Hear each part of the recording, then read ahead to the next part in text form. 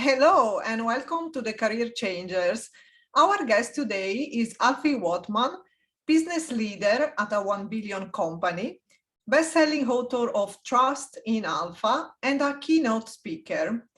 From his own words, I started my career just a few short years ago with absolutely nothing. No fancy degree, no connection, no money.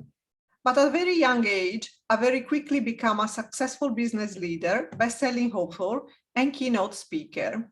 In the past few years alone, I've started my own business, built a global online following, traveled the world, purchased my dream London property, got married, and so much more.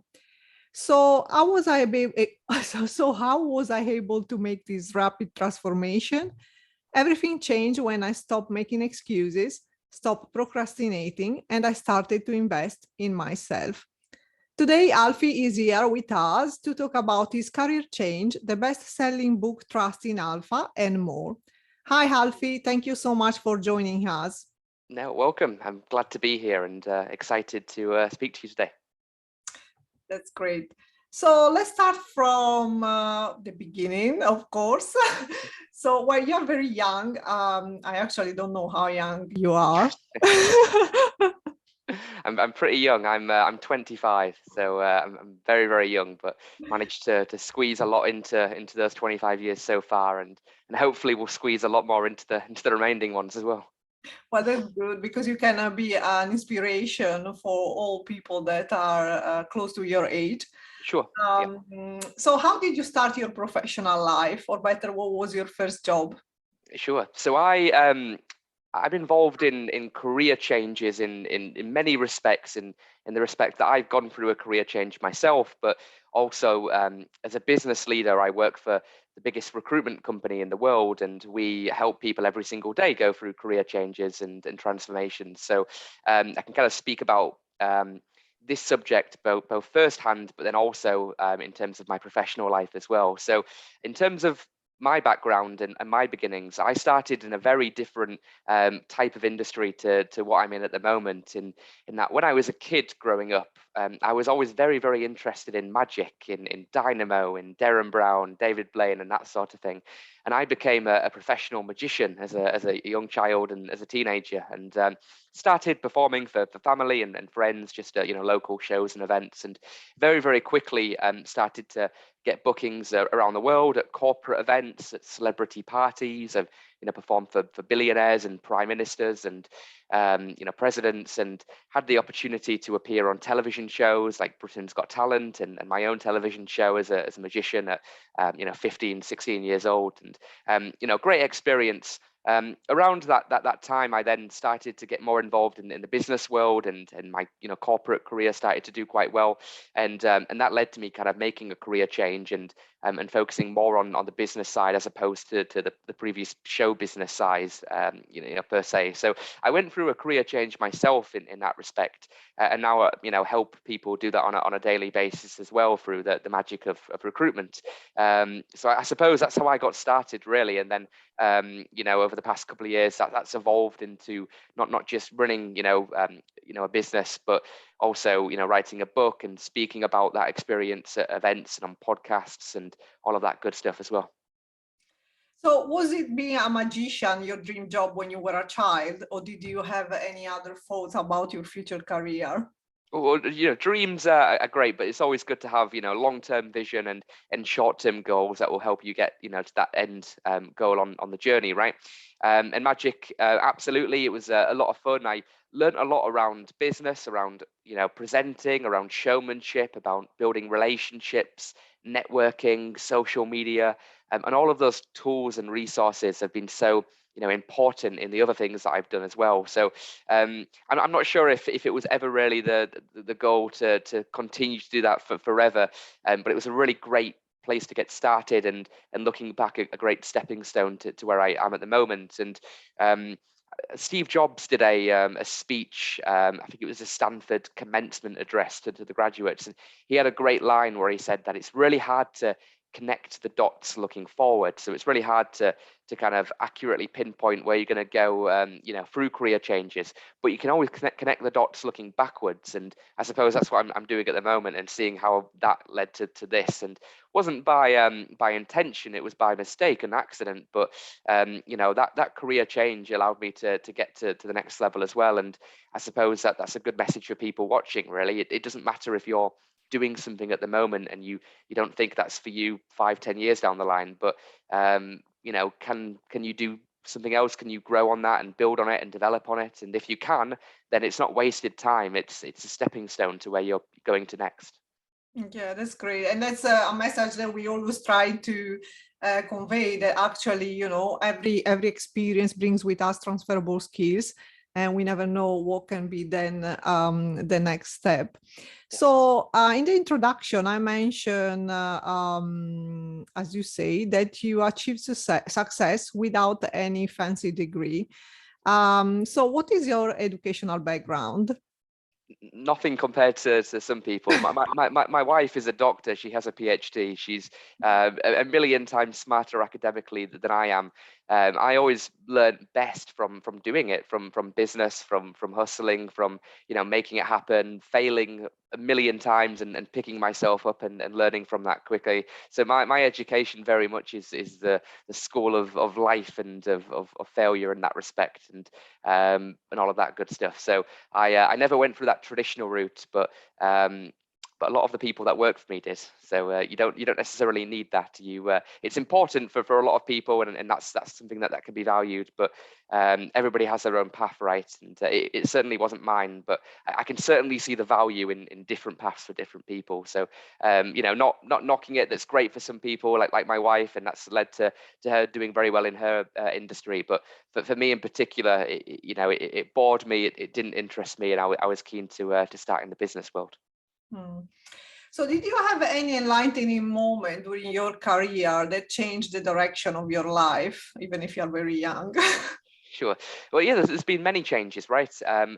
From picking up a deck of playing cards as a kid and that spiraling out of control to being a magician, to getting involved in business and then running large teams spread across the country, to picking up a pen and paper, or I suppose now a keyboard and Microsoft Word and writing a book, and then to speaking on stage and on podcasts to thousands of people. So there's been many developments along the way, and still, like you say, it's still early days in the grand scheme of Alfie, but all of those have been steps and transitions and career changes, and now doing multiple things side by side and continuing to grow kind of different areas.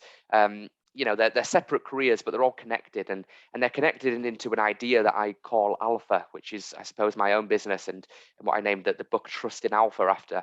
And Alfa is very much I suppose what I'd say, it's my belief system. It's a science-based methodology which can allow people to achieve success in their business, in their life, in their health, relationships, whatever. And it's a set of simple principles, routines, ideas, habits, and beliefs which, if you follow, can allow you to get to where you want to go. And I wrote the book Trust in Alfa, for example, to teach that manifesto and that philosophy to help people, not just my staff, but people around the world that might find benefit from these principles, to set massive goals and give them a game plan on how to achieve them as well. So you mentioned your book that is called Trust in Alfa: 7 Simple Rules for Success. Well, how did you start writing the book, first of all? And what are the simple rules for success?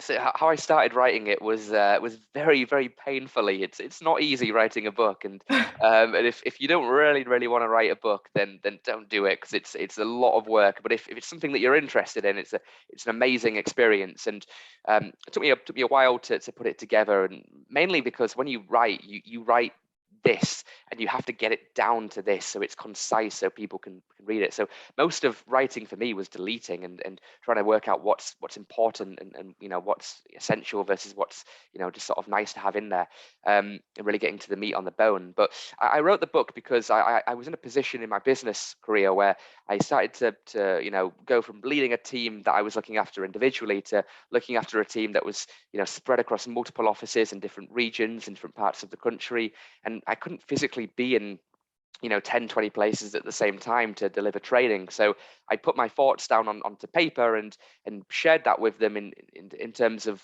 hiring somebody that doesn't know a thing about business, training them, coaching them, mentoring them, and getting them up to speed. I call it speed to competence, and I want to get them competent and making money as quickly as possible. And one of the ways that I was able to do that was to basically teach everything that I learned in a very simple book to get them up to speed quickly. So it really comes down to compressing decades of wisdom into days of knowledge, but not necessarily decades of my wisdom. There's my ideas in there, but most of the book is 7 simple rules which I've picked up over my business career, and I've learned from mentors and people that are far more successful than I am, and taking those ideas, putting them into place, and then sharing that with people as well. And the ideas, they're science-based, they're trusted, they're backed, they're replicable. It doesn't matter who you are, what you do, what location you're in. These are principles that if you apply to your life, you can have more success, whether that's in your health, your wealth, your relationships, spirituality, whatever really. So I wrote the book for my team to help them.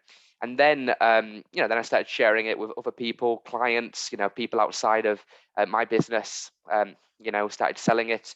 Then it went on into Waterstones, it went in the UK, it went into Walmart in the US, and now it's being sold in hundreds of places around the world, and everywhere from Amazon to Kindle to Audible for ebooks, and taken on a life of its own really, and allowed me to do the speaking. So great experience, something that I did not expect to go the way that it did, but Trust in Alpha is a great, very simple guide for people that so we're recording this right on the 12th of January, so just as 2022 is starting. So people right now listening to this might be starting to put their New Year's resolutions into place. And if you're doing that, it's great to do it on your own, but it might be a good idea to find out from some of the most successful people in the world how they would go about putting together goals and strategies for 2022. And that's really what the book gives you. It gives you a game plan to set massive goals and back them up with action to make them happen.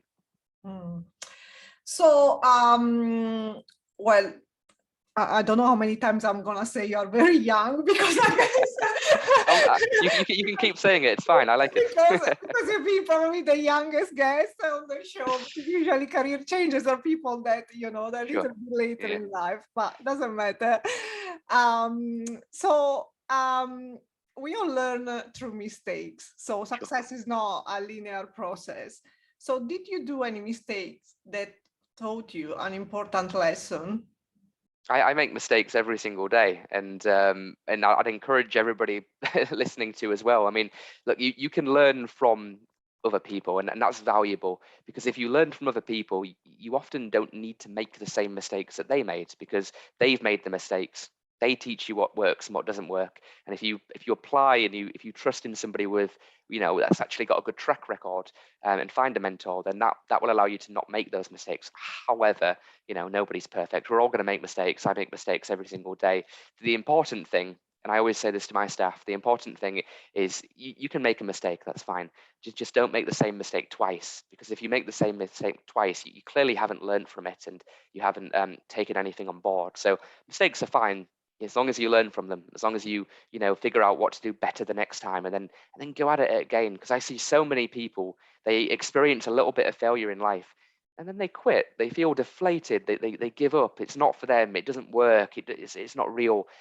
All of that it's all BS at the end of the day. You need to find somebody that's done what you want to do. Ask them exactly how they've done it. Replicate their strategies and apply your own ideas and framework, and then you'll certainly have much better results doing it that way than trying to do everything yourself and trying to reinvent the wheel. But you'll still make mistakes along the way, but it's just important to learn from those and not make the same mistake twice. Mm. So did you meet anyone that taught you how to build a successful career? Of course, I've had many mentors in my life, and I think one of the benefits of my industry is technology and recruitment. That's what I'm a specialist in, and my clients are major company CEOs, heads of technology globally for some of the world's biggest businesses, um, you know uh, CEOs of fast-growing startups that have raised millions, if not billions, in VC rounds and angel investments. So I've had the rare opportunity, I suppose, and not everybody's had this opportunity, but to learn from some highly successful people, and learn from them on how they were able to do it. And I always ask them a very simple question, which is, how did you become successful, and what would you do if you were me right now? What should I do? And then not having a massive ego, and thinking that I know better than them, because I don't. And taking on board what they tell me, giving it a try. It might work, it might not work, but that is a much better way, in my opinion, of trying to become successful than just trying to guess it all and do it all yourself. Because oftentimes it's a case of, like, you don't know what you don't know, and it's hard to wrap your head around that sometimes. But if you find somebody that does know the right way and can show you the path, then that can be great.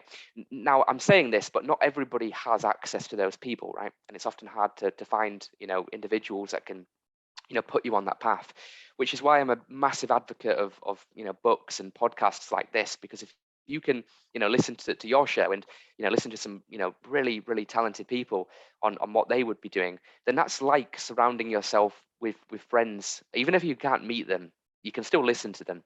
And the old quote is that you are the result of the five people that you spend the most time with. So if you're listening to some really talented people on this podcast or other shows, and spending a lot of time with those people, it's going to rub off on you, and it's going to help you out even if you can't meet them physically. So I've had many mentors, and I encourage lots of people listening to do the same as well.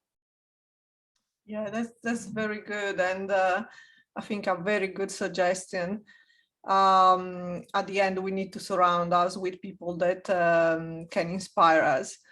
And sometimes it's not easy when we want to change direction, because maybe people that are around us are maybe from our past, or an environment where we don't want to be in anymore. So how do we find new inspiration? And I think, yeah, we need to look for people that have experience, as you say, podcast, books.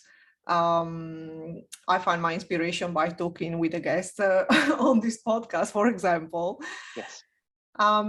So we often forget how each of us, with our choices, can have a positive impact in the world.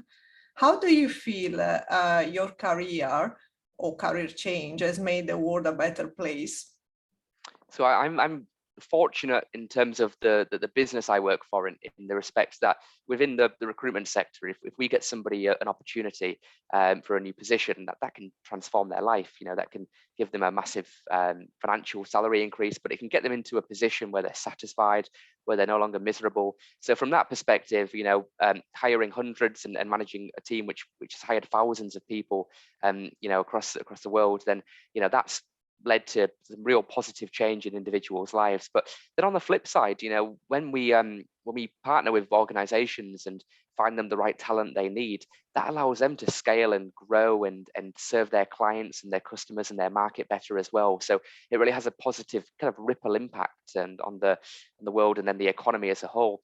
And then I suppose on the leadership angle, from the coaching and the training and developing and the speaking, this is where I get my most satisfaction, from helping others. People that a couple of years ago, looking at somebody and thinking, right, I was where you were, a couple of years ago, and I know what you need to do to kind of get to the next level, and the next level, and the next level, and here's the game plan. Let's work on it together. And for me, that's the most satisfying thing, kind of helping others, grow and advance and change, not just in their careers, but in their personal lives as well. So I suppose the positive impact is it's subjective, right? It depends on how you look at it, and how what good looks like to you, because everybody has a different definition of good and positivity. But to me, those are the things that I value, and those are the things that I work on each day. Mm. So what type of advice would you give to anyone along their path to self-realization? Self-realization in terms of understanding themselves better and in what terms to finding to realize themselves, so finding, for example, their ideal job, or building a life that is meaningful to them. Sure. There's some really that's a great question, and there's a lot of good exercises which I've done and which have worked well for me in that area. And just to give you a few very, very basic, suggestions. Ask yourself the question, what would I do if I, didn't need to work, if I had all the money in the world, if I wasn't being forced to do this job because of financial reasons. And then if it's realistic, if you can make money from it, if you can live your life, based on what you want to do, then do that. You get one life. Don't go wasting it doing something that you don't want to do. As far as we know, we get one life, unless you've got some ancient wisdom that I don't know of. But if you get one shot, I'm not going to blow my opportunity right on this earth, and I'm going to do stuff that is meaningful to me, that makes me happy, that makes me satisfied, and that I want to do. And I'm not going to and look, that's easier said than done, right? I get that, and it's not easy for everybody to listen to that. Some people are in very difficult situations, but you can turn that around most of the time. And most people in the world, they live in a situation where they can take control over their lives and their careers, and they can do something which which has a lot of impact and is true to their North Star at the end of the day. So that's a really, really powerful question to ask yourself, and it allows you to really realize what's important to you and what you want to work on. Other tools that you can use are look, meditation for me has been so powerful in that respect, in the idea that I meditate every single day, and I'd encourage everybody to give it a try and see if they can benefit from that as well, because that allows you to get rid of the noise and to that messy whiteboard that you've got in your mind. It allows you to wipe it clean and really think with a little bit more clarity in terms of what's important to me, what do I value, what makes me happy. And what makes you happy is a very, very good question, because oftentimes people believe what makes them happy is what they've been told by their parents, their boss, elsewhere. This is what should make you happy. But by meditating, by pondering on it, by actually thinking on it, that's what will allow you to really understand and reflect and realize the true you. And a good exercise to do, right, is meditate, ask yourself that question that I mentioned a second ago, and then start to build a vision board on what's important to you. So start to go online, find images of things that you want to be, do, have, become, share, give, and start printing them out and building a collection of a vision of what you want your future life to look like, a year, 5 years, 10 years, a lifetime away from now. Seeing that every single day when you wake up and being the first thing that you look at, that's what's going to allow you to really focus on what you're working towards for the rest of the day. Because oftentimes we get caught up in other people's to-do lists. We become a slave to our email inbox, and we do tasks for other people. But just taking a little bit of time at the beginning of each day to focus on what your priorities are, that allows you to go out and live the rest of your day living on your terms rather than somebody else's, if that makes sense. Yeah, I actually started to daydream and try to visualize my board while you were talking. Yeah, that's very powerful. So what advice would you give to someone looking to change their career? But firstly, you'll often hear the advice that you shouldn't quit and that you shouldn't give up. And this is obviously true when it comes to the larger picture. You don't want to give up on life. You don't want to quit on yourself, right? But quitting can be quite strategic if you're doing it on something which doesn't relate to your wider vision and your long-term goals and your purpose, your true life purpose. If what you're doing doesn't connect to that, then quitting on the bad, quitting on the good to get to the great is often, fine, as long as it's a stepping stone that gets you there. So, step one, analysis, is what you're doing right now what you want to be doing? And be honest with yourself. Is that what you're going to be spending, your time on, or at least is that a stepping stone to get to where you want to be? And if not, then you either need to change that career and try and do that, as quickly as possible. You get one life, just my take on it.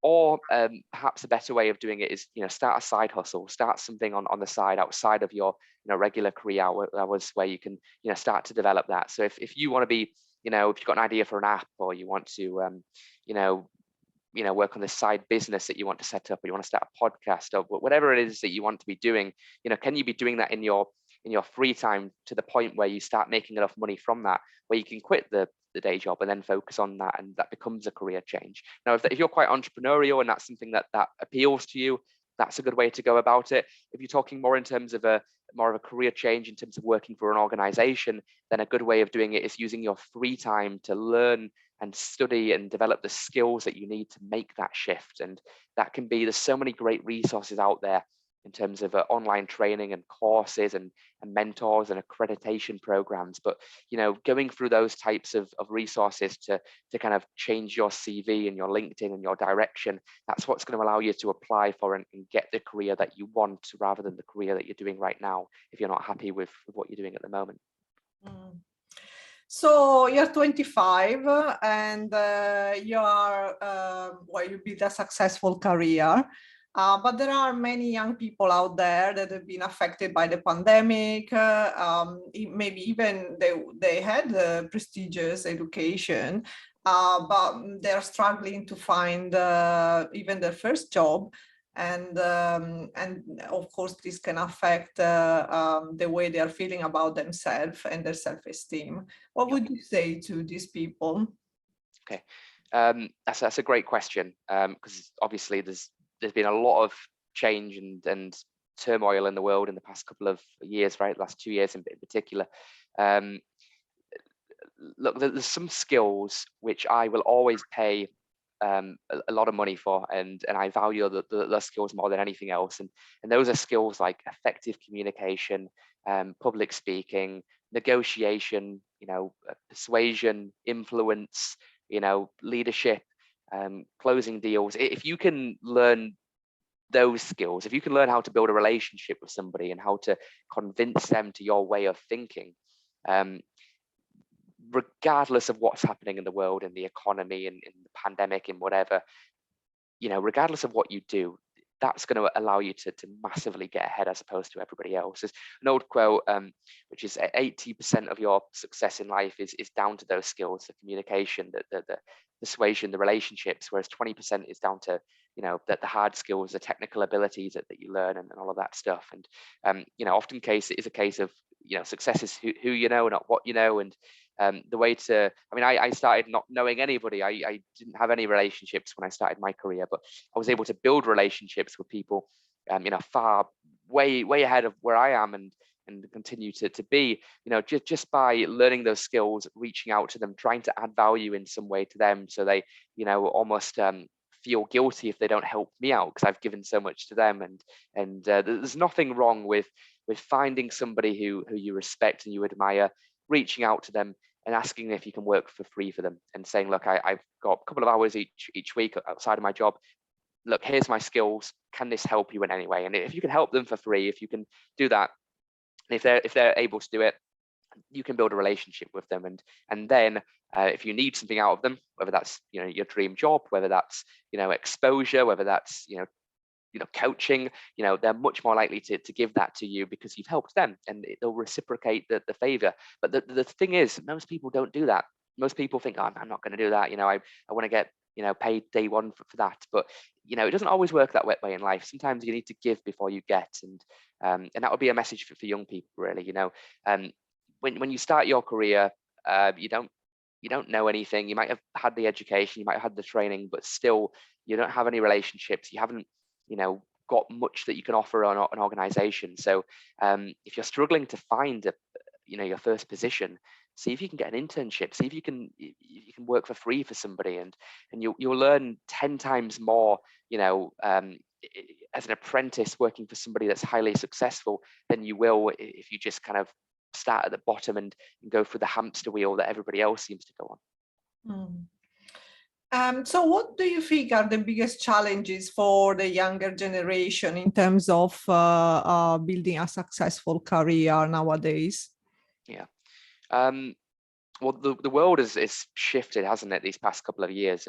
Even when I started I'm young, but when I started my career, it was very different to what it is now. And and feels weird saying that, but it's the truth. Everything is online at the moment, and it was a couple of years ago, but even now, even more so. I mean, we're entering a world with the metaverse, with NFTs, with with digital avatars. We're all going to be living in the internet, in in Web3 and that sort of thing in the not so distant future. And it's important for people to kind of prepare for that and realize that the days of kind of going out there and networking in person, that's so important still, and that's an important skill to have. But we're moving towards a digital world. We're already in a digital world, but we're moving towards a digital universe, and learning those types of skills and kind of getting ahead of the curve on that sort of thing is so important. I think when the internet first came out, right, everybody was saying it's going to be a bit of a fad. It's going to be, it's going to go away in a couple of years. And obviously, we're having this conversation right now on Zoom. So that didn't happen. So a good thing for young people to do is look at the things that perhaps other people are saying they're going to be a fad, that's not going to stick around, and try and make that your specialty, make that your area, whether that's blockchain, whether that's AI, whether that's VR or AR or machine learning or quantum computing or the singularity. These concepts and ideas, they might seem quite innovative and far-fetched now, but if you hook onto something and get good at it now, when it takes off in a couple of years, if you were an early adopter and you become a master of that, then you're going to be light years ahead of everybody else. So it's about catching trends, it's about putting in the work and investing in yourself. But doing those simple things will allow you to in a couple of years get to where you want to be. So while we are now, this is the last question. It's been really nice talking to you, and I guess lots of young people can find inspiration from what you are sharing. So this question is always asked to our career changers. Of course, as I said before, you're very young, but if you could give yourself a piece of advice, what would you say to your younger self? I would have set my goals a lot higher than what I did. And I think I set them pretty high, but looking back, I've always fallen short of my goals a little bit. But if you set a goal here, right, and I'm not sure will the people listening see video or is it just audio?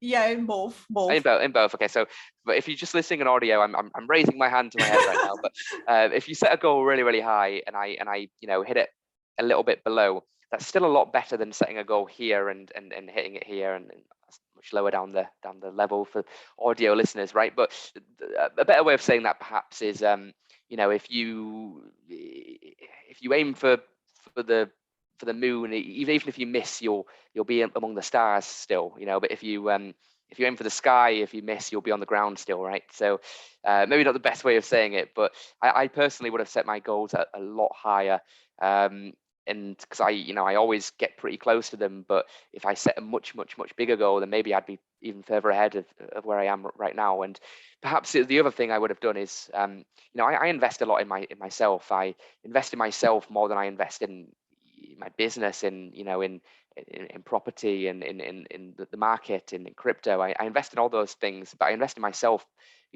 more, and I spend thousands of pounds every single year on coaches and mentors and in various areas, from business to finance to my fitness to my mindset to everything. And finding people that have done it, that have cracked the code, they figured it out, and trying to learn one-on-one from them. That's what I do. But similar to not setting goals high enough, I would have done that a lot more. And if I had 10 grand in the bank, I wouldn't be investing that in anything other than myself. I'd be putting all of that into trying to grow that 10, trying to grow my skills. So I'm not making 10 grand, so I'm making 50, 100, because that's that's much better than putting that into an index fund or something at the moment.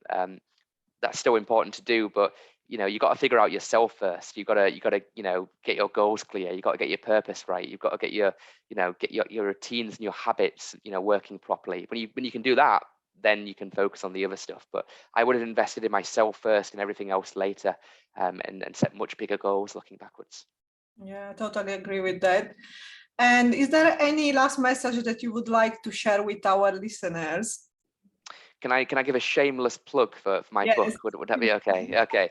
Well, I'd strongly recommend people check it out. You can find a copy on any bookstore, but You know, if you're listening to this and you've got no interest in developing yourself, then it's definitely not for you, and there's no point reading it. But if you've got, you know, 2022, if you want to, you know, be or do or have or give or share more this year than you did in 2021, and if you want to have, you know, a better body, or if you want to have, you know, if you want to make more money, if you want to have better relationships, if you want to, you know, feel more connected spiritually or any of those things, then I've developed something called Alfa, which can help you. It's helped thousands of people around the world, and hopefully it can help you as well. And I always say, you don't know if you don't try. You know, give the book a read. It's a very short book, and hopefully it can help put you on a path to going to where you want to be. And if that helps, then reach out to me on social media, and we'd love to help put in place a bit of a custom game plan to get you to the next stage of life. But you know, give that a try if you've got any interest in anything that I've just described. If you don't, then don't check it out. We're not for you. But if you want to grow, if you want to take your business to the next level, then I've got a couple of ideas that might be able to help you, and hopefully we can connect and talk about it. Yeah, that's great. And I think it's also important sometimes to find, you know, I mean, we all have targets. So you may be the right target for someone that is closer to your age, and Absolutely. as an inspiration.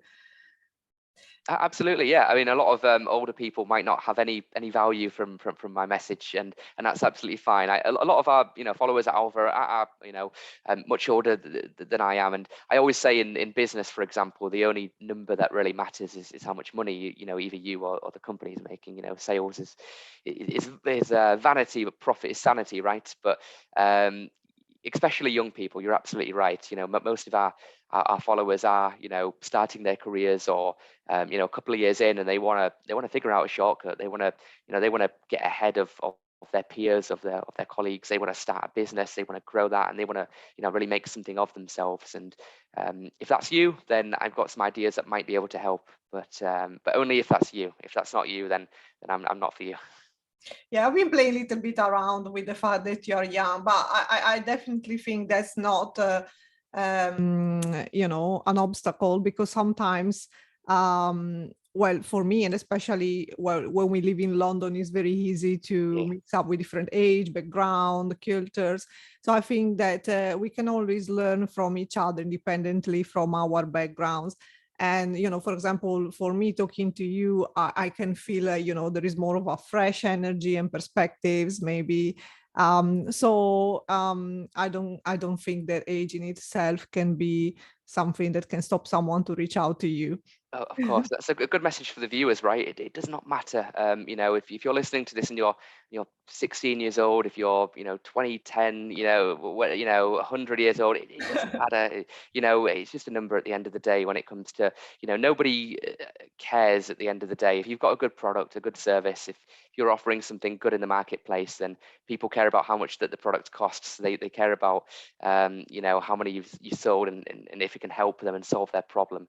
That's what's important. And that's a really good message, isn't it? To not get caught up in the unnecessary details. Focus on what's important and that sort of thing. Yeah. Well, thank you, Alfie, for joining us today and sharing your inspirational career story and wisdom with us. Yeah, my pleasure. It's been good so far, and hopefully it continues to be as well. And hopefully people listening got something out of this. Yeah, I'm sure so. And the last message for our listeners, don't forget to subscribe to our channel and tune in next week for a new inspirational episode of the Career Changers. Thank you, Alfie. Thank you.